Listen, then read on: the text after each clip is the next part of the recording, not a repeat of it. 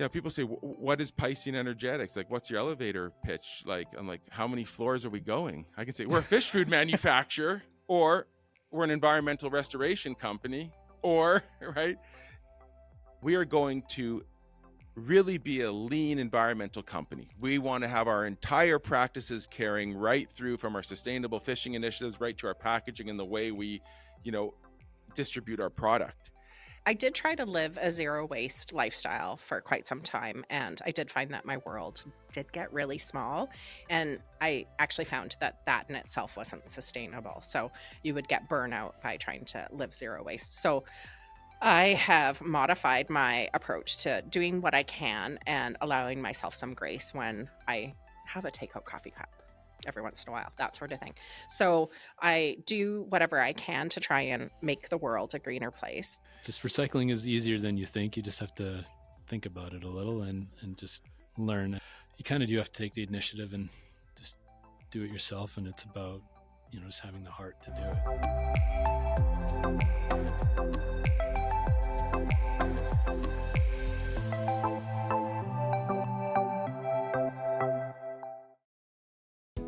Hi, I'm Sue. And I'm Heath. Together, we've created the Backyards to Boardrooms video podcast series. Why? Because our planet has a problem. It is not very sustainable. Luckily, we've come up with a solution to help. On Backyards to Boardrooms, we use the United Nations Sustainable Development Goals to highlight the work being done in our communities. We chat with local leaders about causes such as sustainable cities and communities, responsible consumption and production, and climate action. Backyards to Boardrooms, where local action creates global impact. So welcome to episode 4, Backyards to Boardrooms. This is almost halfway through our 8-part series. We are on to talking about waste management, but it's so much more than waste management. It is. It is. What was that? What did you say? I said, right, Heath? Right. I was trying to toss it back to you. I thought you were talking to me. I was. Oh, yeah, I know. Just kidding. Because I wasn't literally listening. I just heard my name and I was like, huh? This goes deeper than I actually could have imagined. Actually, I thought we were talking about managing your garbage, but man, it goes so much further than you could even think of. And I know people are going to learn some stuff. Yes. I did. So we are starting this episode off with Piscean Energetics. Nuri Fisher. Yes. I love that his last name is Fisher. Yeah. I was actually thinking about that on my drive to the interview. Is his last name really Fisher? Did I read that right? And he's really energetic too. That's amazing. We also have Interior Freight and Bottle Depot. Jay Arson. Yes. And Phil, Vernon's Refill Store. Teresa Sanders. Yep. So let's roll into the episodes and enjoy. Enjoy.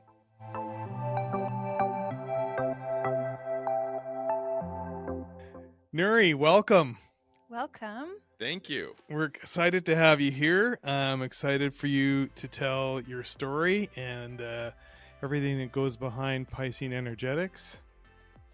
You can start with filling us in. Give us the background. Give us your story, how you got into this, how this whole thing got started, and yeah, let's hear it. Yeah. Excellent. Well, thank you very much for having me on this show. So Piscean Energetics, we are based in Vernon, British Columbia, and we are in the business of repairing Okanagan Lake. For those of you who aren't familiar with Okanagan Lake, it's about 150 kilometers north to south, and there used to be a very large population of what we call kokanee salmon, which is in essence a landlocked sockeye salmon. And the population of the fish declined over the years.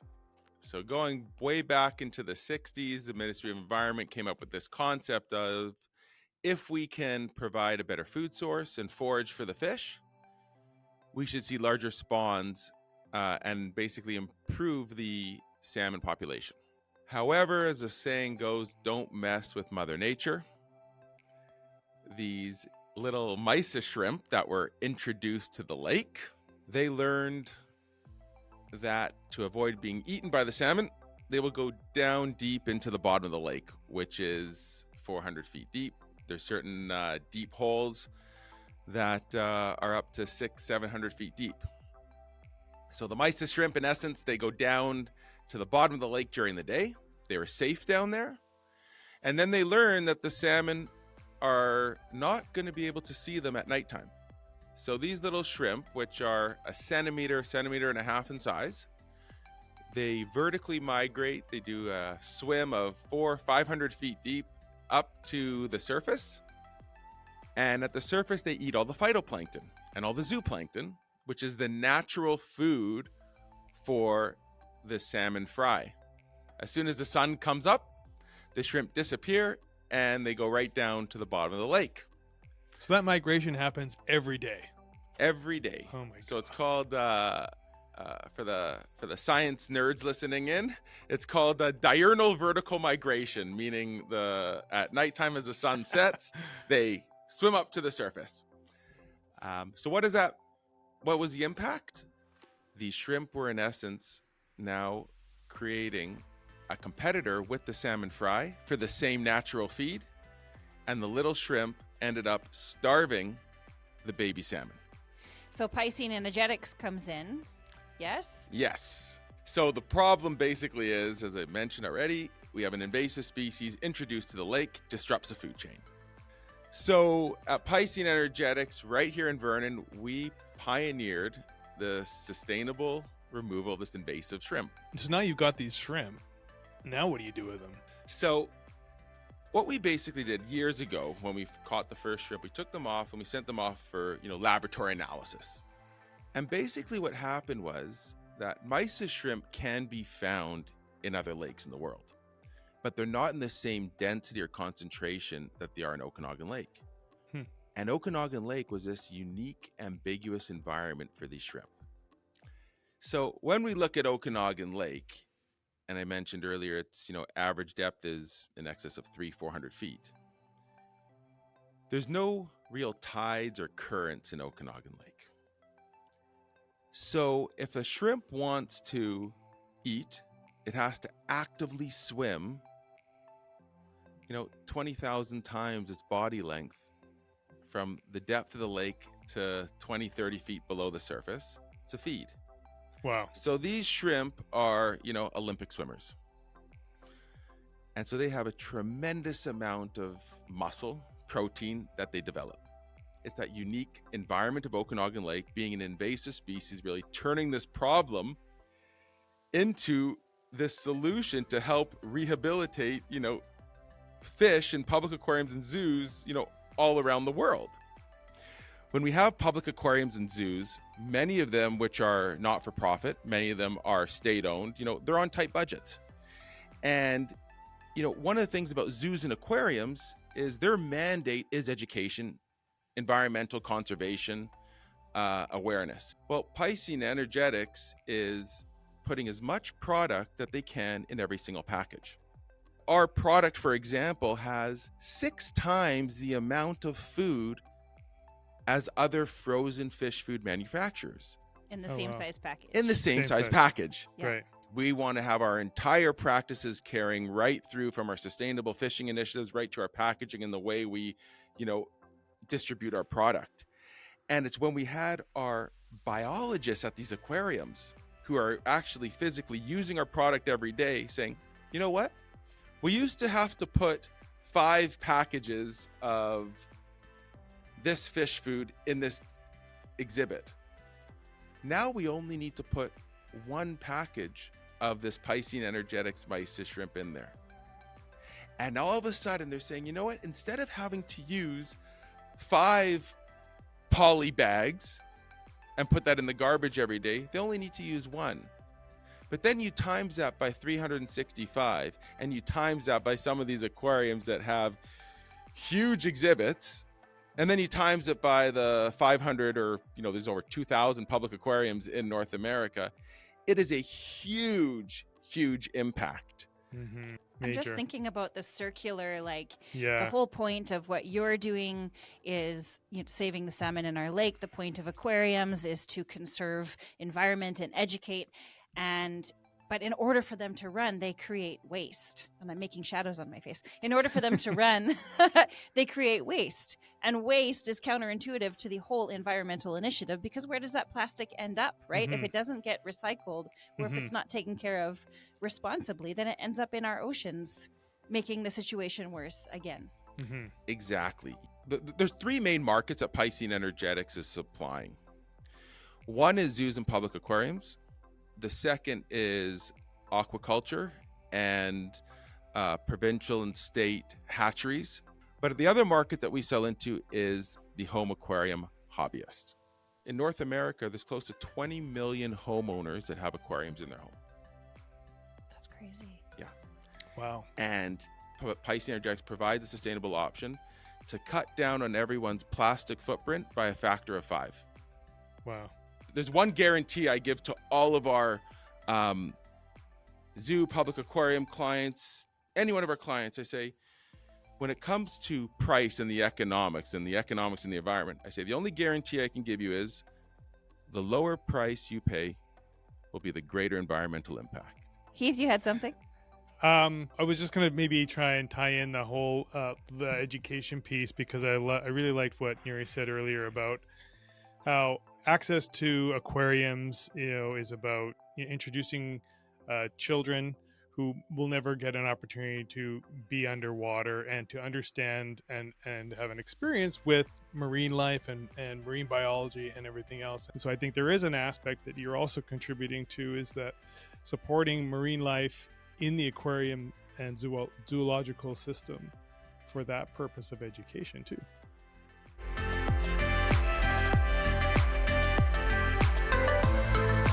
Today we have with us the wonderful and talented Teresa Sanders, owner and visionary of Vernon's Fill Store, or Vernon's Refill Store, what I should be saying. And absolute visionary. Teresa, I was reading through your website. Rooting? Did I say rooting? I was reading Rummaging? through your website a little extra research before our conversation today, and just looking at your passionate about environmental sustainability, about the future of our planet. So we're really excited for this conversation today. Thanks for having me. I'm excited to be here. I'm excited to get on with this and discuss plastic pollution. Mm-hmm. Let's start with, because I know that you participated in Community Future's Enterprise Challenge a few years ago. So I'm really curious if you still remember your pitch. Do I remember the pitch? I remember many parts of the pitch, and Okay. I've been fortunate enough to enter a couple different pitch competitions. So I've tweaked it a little bit over the years. So I definitely have a good portion of it memorized. I remember you were quite a natural, because I was actually one of the judges that year. I do remember that. I remember you were Yes, I so was. serious during the competition. And then as soon as it was done, you were out there beaming, taking selfies with people. It was so Did you great. see the confusion on my face? I'm like, are we talking about the same guy? I know. Well, I mean, So like, serious. to stay focused for 8 hours of presentations was a lot. It was a different, and it was a different formula too back then. So I don't know. I had to stay serious. So on that note, we Let's will get not stay serious? serious. No, I don't really want to Oh, stay serious, no. but I do really want to hear Teresa's pitch. Okay. But no Please. pressure. So plastic pollution has become a big issue, and the problem is only getting worse. Every year, only 9% of plastic is actually recycled. That means that 91% of the plastic is ending up in our landfills and our oceans, or is being burned. Now, there are ways to prevent plastic pollution, and one of the main things that we can do at a local level is to try and refill the plastic containers that we do have. And that's where Vernon's Refill Store comes into play. We offer plant-based and organic household cleaning and hygiene products, that you can refill so you can keep using your same container over and over again. To date, we have saved over 250,000 plastic containers from entering the landfill or our oceans. So to put that in Canadian terms, that's over 140 hockey rinks full of plastic. Oh my God. You're on a mission. That's a Yes. visual. Hey, that's amazing. And so we're on Backyards to Boardrooms, we're not just talking about environmental sustainability, which Phil plays a big part in. We're also talking about economic and social sustainability. And so I really want to dig into your why behind Phil. My why would be based on so many different things. My main focus was definitely on trying to protect the marine life. When you look at the 5 massive plastic islands that are floating around, they are growing in size. I think it's every 3 minutes, a dump truck of garbage and plastic pollution gets dumped into the oceans. So we are using a lot of plastic and our use is getting worse. And we thought that recycling was the issue when we know now that we can't rely on a system that is 1, broken, but 2, is not a super successful system.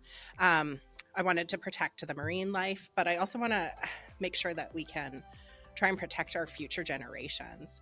There is a saying that talks about our future generations and our past generations. We do not actually inherit the earth from our ancestors, but instead we actually borrow from our future generations. So everything that we're doing right now does impact the future generations. So that is one of my main reasons why is we know that sustainability is something we need to focus on. We know that we're seeing climate change around the earth.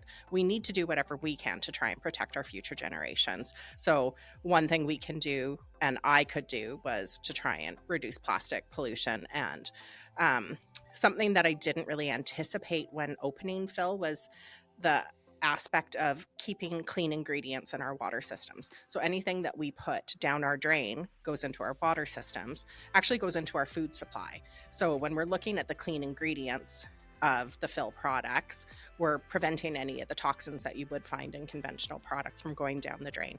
Now, most of us don't think of our products as being very toxic, but when you look at something like laundry soap, there's actually 12 different toxins in there that we use every day, and it goes into our water system. So one of the added bonuses to having Phil was that I can feel confident that whatever products we're using are going into our water system and we're not going to be making our waterways worse or more toxic. So that was a definite bonus to opening Phil. Yeah, amazing. That was, and just, in my own experience with Phil it was exactly that. When we started a little Airbnb on our property, we're on a septic system, so we're always pretty conscious about using products that are biodegradable in our septic system. And coming to Phil, it was like I wanted to have some shampoo and some body wash and some conditioner, and that's exactly what you guys have. It's all completely safe for our septic system. Plus, you refill it. You labeled the bottles so that we can just use the same bottles every time. Just get them topped up. It's an amazing system. I think it's great. One of the things that we do to help the people that live in Vernon reduce their plastic pollution is we actually take donated bottles that we then sanitize and then put back into circulation. So we have completely bypassed all the steps that it would take to make a plastic bottle into a new plastic bottle. We don't have the need to put it into the recycling bin, have it picked up, have it transported to the recycling depot to be sorted, then take it to someplace to be processed to make into new plastics, then to go back to a manufacturer, then to be filled, and then go back to the shelf in a grocery store to be sold. We're helping eliminate that step, which has a huge environmental impact, but it is super efficient, and it's a great way for us to help reduce what goes into our recycling at the curbside. So a lot of our families that shop at Phil end up saying, we barely have any recycling at this point. And I'm not saying that recycling is a horrible thing, because clearly there's a need for it.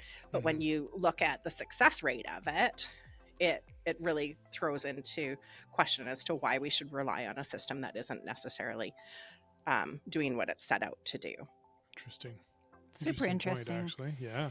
And so we're learning that then at Phil, you reuse bottles. You take other people's bottles and reuse those. You're putting natural products with less chemicals or no chemicals into those bottles so that it then doesn't leach into our water systems. Super important. Water systems are super, especially in a country like Canada, where like the middle of the country doesn't necessarily have direct access to ocean water. So then there's a need to really be taking care of those ecosystems and that life. What else do you do at Phil that we may not know about? We try to participate in a circular economy as much as possible. So when you look at a circular economy, the product is returned back to the manufacturer to then be refilled. So we really don't have any waste that we have that's appreciable. We might have a small garbage bag, like a box that would be like 30 centimeters by 20 centimeters big. And we'll probably have that amount of garbage every 2 weeks. So we really do try to live our sustainability mission and to be as zero waste as possible. So we have 20-liter buckets that go back to West Kelowna. They get refilled with the dish soap and the laundry soap and the hand soaps that we purchase, and we keep those in circulation as long as possible. Any of our suppliers that are local suppliers, they get their containers back. So if we get a big refill tub of face lotion, we send it back to the manufacturer in Armstrong. So someone like Homme Naturel, they will take it back, sanitize it, fill it, and then we keep it in circulation as long as possible. We do try to focus on local vendors as much as possible. We are very lucky to live in the Okanagan, and we have some really, really amazing vendors. So we're very fortunate that the local products we have are ones that are amazing, tried, tested, true, and big fan following locally. So that's great. I love that contribution to sustainability, about that keeping it local, making sure that our local business owners are supported, and that circular economy. Oh, it's so good. I don't know what else to say. Yeah. And the other thing that you brought to my attention too that I didn't really consider is the recycling of products and how much travel is involved in that, and machinery and equipment, and like you don't actually think about it. You're thinking, oh, I'm recycling, I'm doing a really good job, and yeah, we have to have that in place, but there's a lot of resources are used in order to keep that system flowing, right? So absolutely. So when you look at reduce, reuse, recycle, we're Mhm. not necessarily wanting to focus on recycle as the main step. That should be your last step to look Right. at. We should be looking at reducing number one, reusing as much as possible. And then there are other ones that we should be using for the R's, like not just limiting it to those three. When we look at rot, that is an Right. amazing thing that you can do to help Wow. make your community more sustainable, is taking your food scraps and composting them and bringing them back to the earth to give Ooh. the nutrients back. We've got to add rot to that Yes, lineup. we do. Reduce, reuse, rot, and recycle. Yeah. And refill. And Oh, and refill. refill. Yeah. Yeah, nailed it. So, Okay, we're gonna okay. change it. That's it. It's official. We have that kind of power.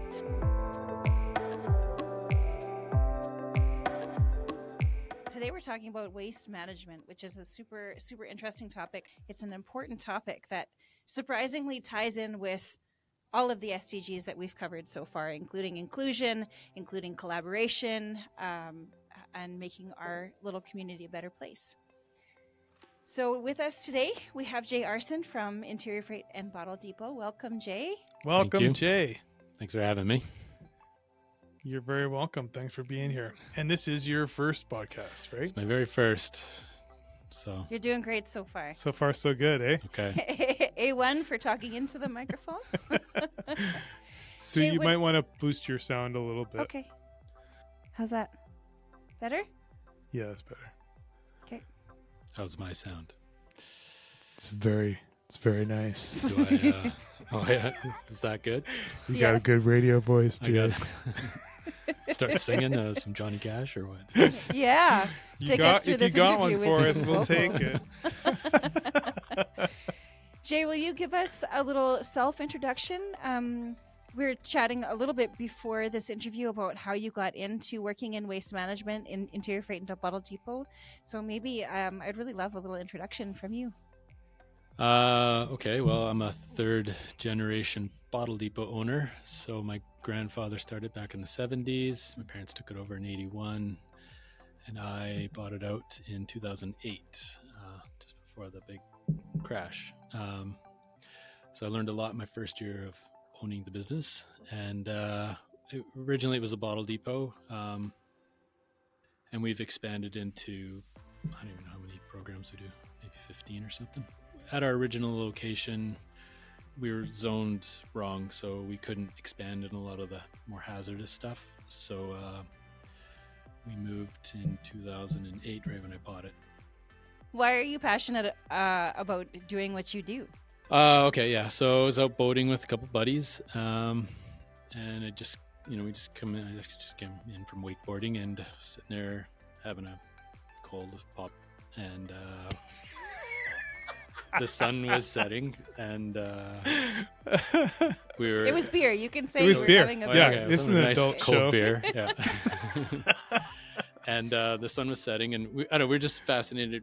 I don't know if you know on Cal Lakes or Jade and Juniper Bay, looking at the sunset, and we just noticed it was just bigger than normal. And my buddy Trav, he pointed out that he thought it was the methane gas coming off the landfill, and so we just started talking about how all that stuff is up there, and it's eventually going to leach into Kalamalka Lake, the lake that we love hanging out in, and cliff jumping that we did, and it's our drinking water and all that. And I know it flows through Vernon and goes into Okanagan Lake and eventually keeps flowing on all the way till it comes out of the Pacific.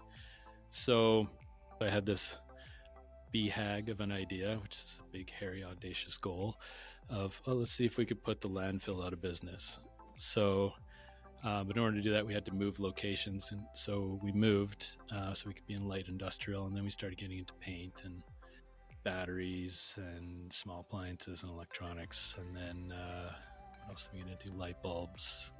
We got into scrap metal a little. So these are all the things that you recycle, all the things that come to your depot and you find a place for. Yeah, and then we got into paper shredding, and then eventually the regional district of the North Okanagan would do these hazardous waste roundups once a year, and it wasn't really capturing a lot, and it was just a real challenge trying to tell people to wait for this roundup. So I kind of talked the regional district into just hosting it year round, because what they were spending on this one day event was quite a bit of money. So I thought, well, why don't we just host it year round and see if I can make it work. Capture more waste. Yeah. So that's kind of how it started. Yeah. We've been doing it for, I think, 7 or 8 years with them. That's really cool. Really cool. So to recap, the methane gas comes off the landfill in the mountains, up. This is what it looks like. It goes up into where the sun was setting over the mountains, and it really just made it look more big and beautiful. It looked amazing. But that's not necessarily a sign that it's really big and colorful. beautiful. It was very colorful. Very Right. colorful. But it's gas Yeah. being emitted from the dump. Yeah. And it's so like that CO2. inspired you to do something about it. Yeah. Of course, and I love that. in those That's- days, that's where everybody took everything to the dump. I mean, there was no real controls on what you could and couldn't throw in the garbage, and there wasn't a lot of other options as far as where people could take things either. Like, I remember when recycling used to be really just about bottles and cans, beer cans and pop bottles, and things that you could get a deposit back on. I mean, that's why people took their bottles to the bottle depot, because they got money back. It was an incentive, sure. It's true. Yeah. I mean, we expanded into the kind of the household stuff, which is your curbside stuff, back in 1996. So we actually started it before Vernon had a blue bag system. And eventually they did start the blue bag, I think about a year or two after we did. So you guys were actually doing the pickups? No, we were you were we just had a collecting. Just taking depot, the Oh, you were items. taking Yeah. it in. and we were right, yeah. sorting it and then sending Right. it out, because you had to sort the commodities. Like back then you had to sort the plastics into number 1 PET, number 2 HDPE. Oh yeah, right. I remember that. Yeah. Yeah, and then one of the things that we took was tin cans, so soup cans and stuff, and we were just hauling them to Kelowna to Action Metals at the time. And I mean, eventually it turned into EPR, which is Extended Producer Responsibility, and that happened in 2014. At the time, it was called Multi-Material BC. It's now called Recycle BC. So that's a government-regulated program that holds the producers responsible for their products. Moved us from handling everything as a commodity into just kind of a set program, which was really nice to help with the cash flow. But Well, you mentioned too, a lot of our recycling, a lot of these programs and initiatives all keep our waste within BC. Like we manage a lot of the stuff here in the province, right? yeah, because we have these extended producer responsibility organizations. They're called stewardships or PROs, which is producer responsible organization. They've kind of been able to collaborate a bit more with some business, so there's some stability there. And so one of them is we have a Merlin Plastics down in Vancouver. It's on Annecy Island. I've been there lots of times, and they really do recycle like 99% of plastics in BC there. So Wow. I know you see these things where the stuff gets shipped, on a barge somewhere and ends up in India or Indonesia or China or whatever, and that does happen around the world. But in BC, we just happen to have a company that does it right here in BC. So That's something to be proud of, hey? Can we go through, because you were listing earlier all of the things that you can recycle at your depot. That's a good idea. But it's a really impressive list. Like It there's is some stuff impressive, on there yeah. that I'm like, what? I can save my overwrap? Like, what is overwrap? But And like, batteries. I think Yes, people yeah, forget crazy. about batteries, and they Yeah. just go in the garbage all the time. yeah, we do batteries, Yeah. car batteries down to Double little A's. batteries. Yeah. well, and a battery is a place where you can see the actual like gas, the actual like juice inside of it leaching into the soil. Like that's a real tangible impact that you can see. Yeah. Even though the battery's dead, the garbage is in it's going to Yes. come out eventually, right? So the list. Let's Jay, go can through you the give us a list, yeah. list? We do light bulbs, smoke alarms, thermostats, the batteries, the lithium ion batteries, car batteries. We do small appliances. We do electronics, which is basically the easiest way to explain it is anything you can plug in or takes a battery, we recycle. Includes toys. Oh.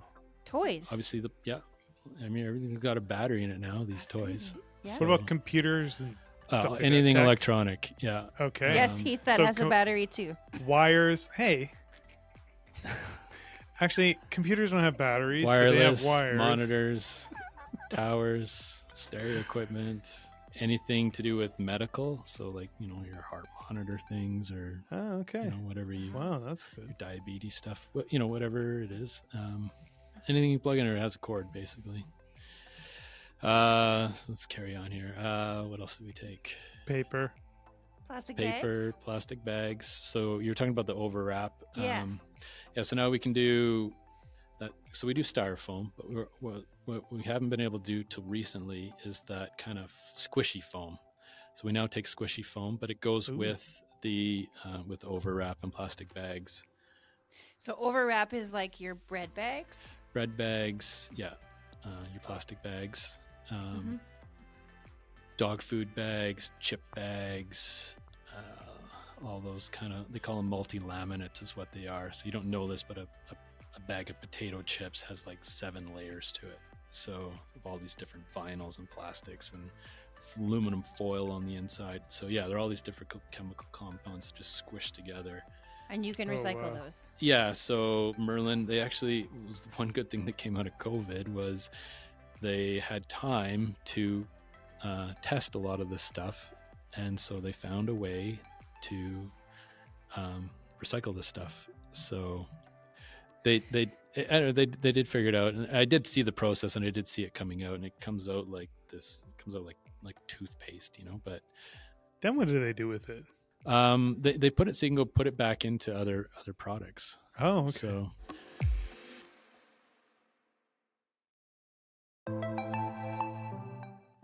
So like with anything in sustainability, when it comes to community action, I mean, that's the whole goal with Backyards to Boardrooms too, is to inspire community action. Right. When it comes to waste management, there's some real tangible things that you can do to help save the environment, to help make things a little bit better, reducing that waste and consumption. Yep, simple everyday habits that we can adopt that will have, as a community, if everyone contributed in a way a little bit more every day, would have global impact.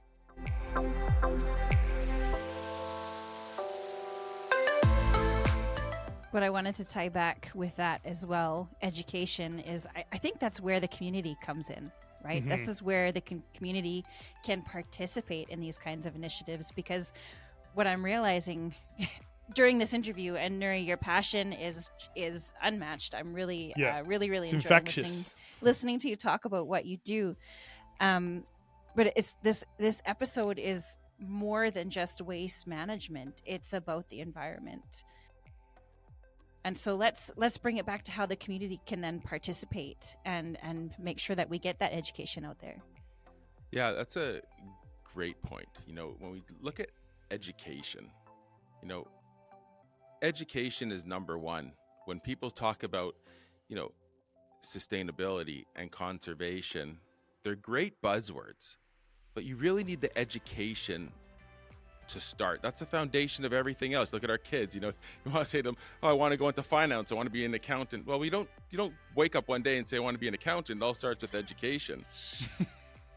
Where education, and one of the amazing things that every single time I walk into a public aquarium or a zoo, and I've been to hundreds of them and I visit dozens every single year, is the thing about zoos and aquariums is it is a family outing.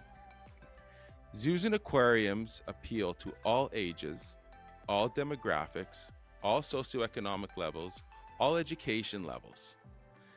And one of the really unique things about aquariums is, and I know when I take my kids, and my kids, they have their electronic devices at certain times. If we are going to an outing somewhere, they're saying, "Dad, can I have my phone?" or whatever. We go to a zoo or an aquarium, they are just fascinated with the animals. The only thing they want is their phone to take photos of the animals. And I was going to say totally that. good with that. Yeah. But you know what? They are not playing any games. They are absolutely fascinated with it. 95% of population do not scuba dive. It's even, I don't know the exact numbers, but is a very small percentage of the population that scuba dives.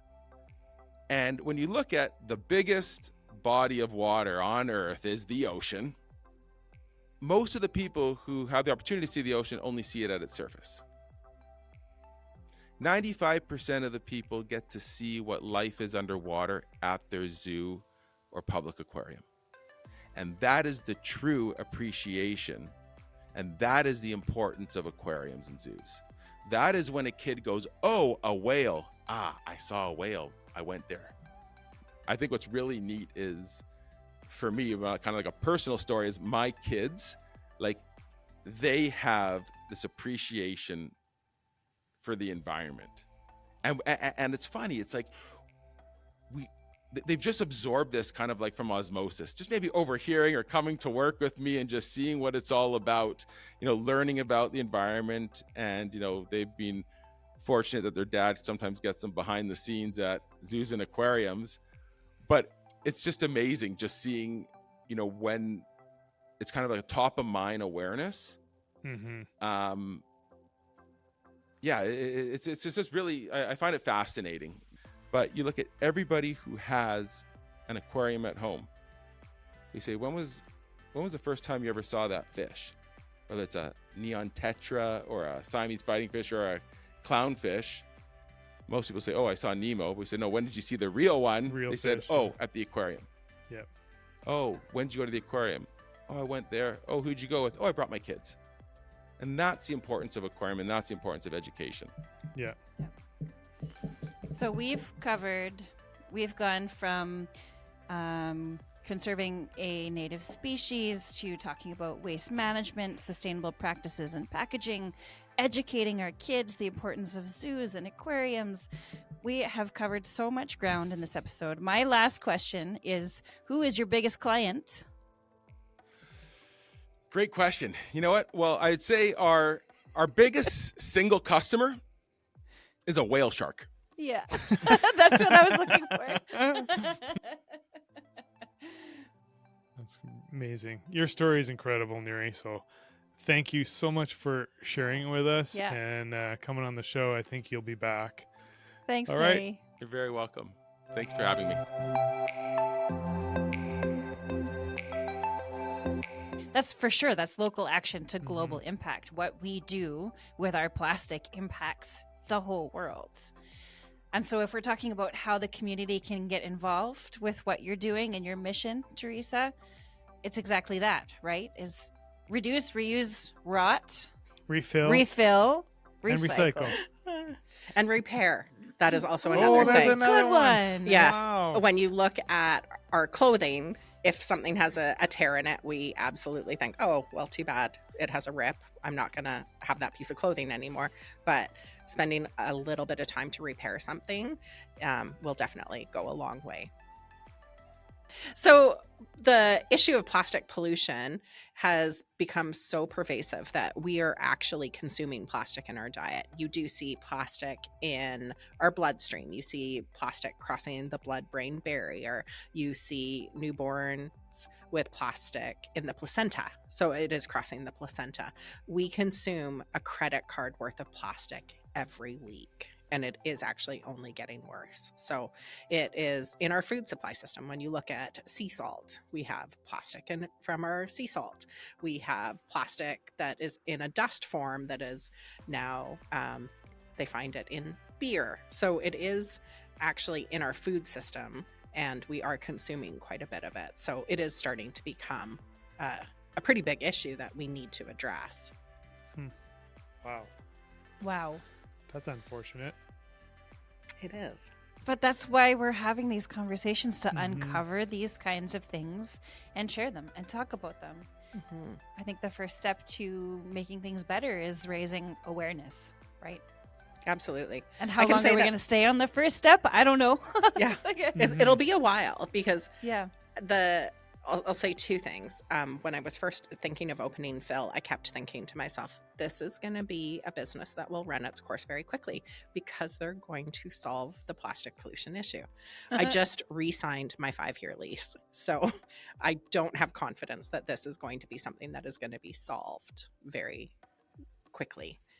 And in the other ladder of where we sit as consumers or users or end product users is that there's a lot of pressure that it's on us as well to reduce, reuse, recycle.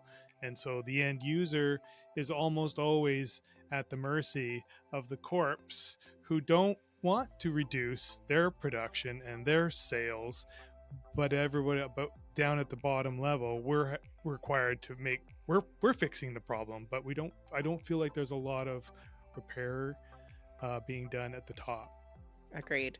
So that's where us as consumers can use our dollars to make the impact. So if we stop buying the products that are in Right. plastic, then they're going to have to change. Or if we start using our voice to advocate for plastic-free products, then we can hopefully see a change. I remember a cordial bottle that I used to get, and it was lime flavored. I would make different drinks with it. It was a lot of fun. It was in glass. And It's good in now, beer, is it? I haven't tried it in beer. very good.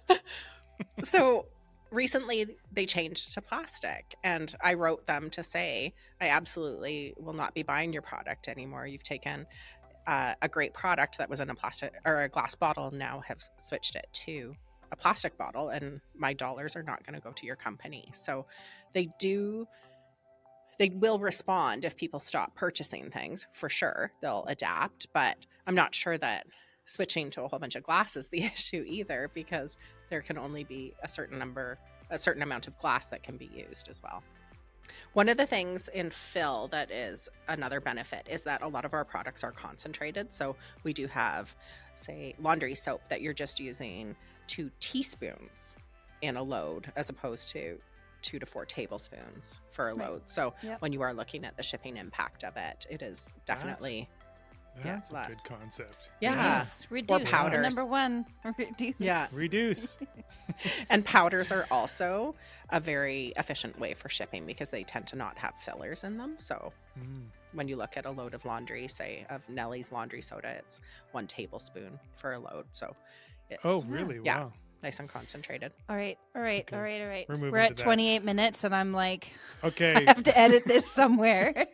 I think season could 2 talk- might have to be this subject For matter. sure. We could talk, I'm sure, for hours about all the cool Okay, things and the We ways. got to that you can- recap the new tagline now: reduce, reuse, refill, rot, Repair. repair, and recycle.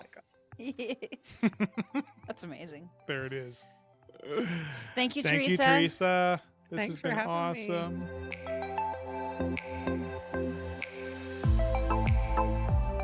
So I'm thinking about the fact that we're on the coast of Canada, we're on the Pacific Ocean, and we're talking about reducing the methane gases that leach into the soil, that then leach into the water, that flow through to the ocean. Mm-hmm. And there's so many ideas in my head. Like all of this is coming back to waste management and how that impacts even something that's been rolling around in my head a lot is small island nations, those small islands that are out in the middle of the ocean that are more susceptible to plastic in the water, right? Yeah, I know a few years ago there's a report that came out called The Missing Millions. So the recovery rate's 75%. So if 4 million containers are sold in BC every day, 3/4 of them are recycled, so 1 million of them go missing every day. So even though we have one of the best programs in recovery rates, in the world, it is still a high volume that don't show up, and a lot of it does show up on the coastline. And I know at a lot of the smaller islands, they are a lot more conscious of their waste because they do have to barge it in and out. So Comes back to the bottles and cans, really, and which is the core of the business. It's probably, I don't know, is it the major percentage of the business? yeah, that I you mean, process? bottles and cans bring most of the customers in. It does, have the deposit does incentivize people. Like Lavington's a really good story. Edith out there, she's for the community association. They've raised so much money over the years. They built the outdoor hockey arena, right? So, a lot of that was through bottle drives, and she would get the kids involved in the whole community, and they put roadsides out, and they'll do like $5,000 in 4 hours, so, and it does give back to the community in ways like that. And we do lots of bottle drives for hockey teams and sports teams and PACs, a lot of the grads, stuff like that. Yeah, and that's a really good point for people to understand about bringing bottles and refundables to your facility or any facility, I suppose, where they get the refund. They don't actually have to take the refund. They can actually donate the refund to all these causes that are at your depot, right? So I can come in there with my big bag of cans and bottles, and I don't even have to sort it. Yeah. I think that's what I like about it, is that you don't have to sort it. You just put it in a bag, bring it down, and pick which organization or cause you want to donate your bottles and cans to, and the refund goes to them, which is a really great incentive for people who are super lazy like me, who don't want to sort through their cans and bottles. But then the money goes somewhere that helps other causes, which is very cool. I think as we're winding down this conversation, another side of this business is that there are a lot of collaborative opportunities, and that's a big thing we've been talking about with sustainability, is that opportunity to collaborate, to share brains, to share perspective. Yeah, people come to us all the time with trying to do something, like they want to do a compost farm or something, and they want newspaper or something for it. So yeah, or worm farm. So I mean, I think getting into AI is really where my mind's going. So Right. collaborating with technology, I think, is kind of what everybody likes. It's cleaner, it's more fun. And your AI project is going to be what? Can you give us a hint? I'm just looking at something that you can scan all the products, so it's machine vision technology, but Cool. it's learning it so that it can identify not just the shape but the brand. And So less sorting time at the bottle. yeah, it can do a bag of bottles in 15 seconds. All right. So, I think as a society we can move towards, a more sustainable lifestyle. Mm-hmm. No more methane sunsets. No more methane sunsets. They are beautiful, but try to avoid them. That's a T-shirt Yes. Made out we're of- gonna make you a made new out of t-shirt. recycled bottles. Bring the bumper sticker back. Thanks, Jake, for doing what you do and giving us a place to bring all our crap that would normally end up in the landfill. And if we just, like you said, if we just think about it a little bit and we are aware of what we can recycle, more people will probably be a little bit more in tune and start participating in that. It's just education and, like you said, information and thinking a bit bigger. Yeah. Thank you for having me. Thanks for being customers too, and being aware.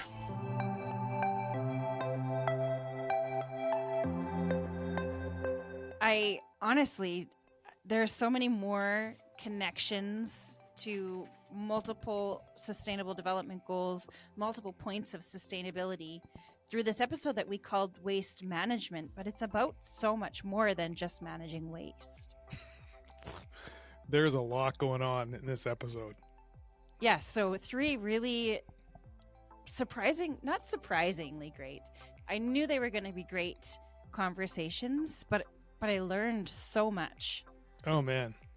And interestingly enough, they're all private sector businesses. And so they're all people who had a passion and a reason behind why they wanted to do what they do, and everything they do on a daily basis, is rooted in sustainability. For sure. And our chats before and after and even during our podcast recordings were all around what are the next steps? What's the next thing that they're going to do that's sustainable? Yeah.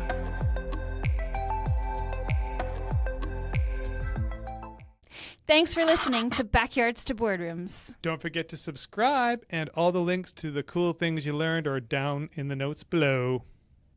Bye! Bye.